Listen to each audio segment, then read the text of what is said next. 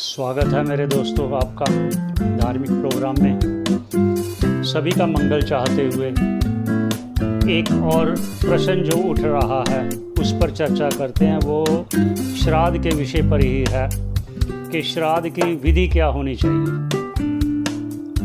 जिस प्रकार मान लीजिए किसी परिवार में किसी बच्चों की माता का देहांत हो गया तो बच्चे अपनी माता का कर सकते हैं श्राद्ध, और पति भी अपनी पत्नी का श्राद्ध कर सकता है। अगर किसी परिवार में बच्चों का पिता पहले चला गया तो बच्चे तो अपने पिता का श्राद्ध करेंगे।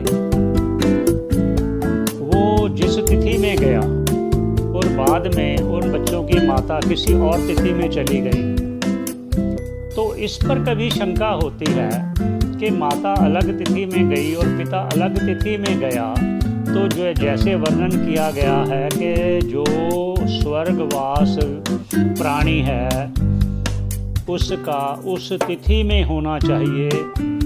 जो अलग अलग तिथियों में गया है तो उसका कैसे विधान होगा श्राद्ध करने का। उस पर कहते हैं कि यदि बच्चों का पिता पहले चला गया, माता बाद में गई, तो जिस तिथि में उनका पिता गया है उसी तिथि में माता का भी श्राद्ध करना ये विधान है।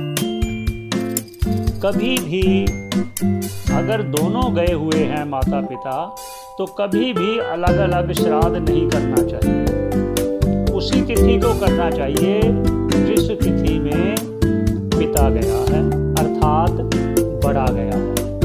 ऐसे ही दूसरी तरफ अगर देखें, जिस परिवार में जो मुखिया है उनके बड़े अर्थात उनके माता पिता गए तो वो पहले माता पिता का करे, पहले पिता का करे, फिर वो पिता के पिता अर्थात दादा का करे, फिर पिता के पिता के पिता परदादा का करे, और फिर अपनी माता का, फिर माता के आगे दादी का, फिर दादी के बाद परदादी का। ये विधि है।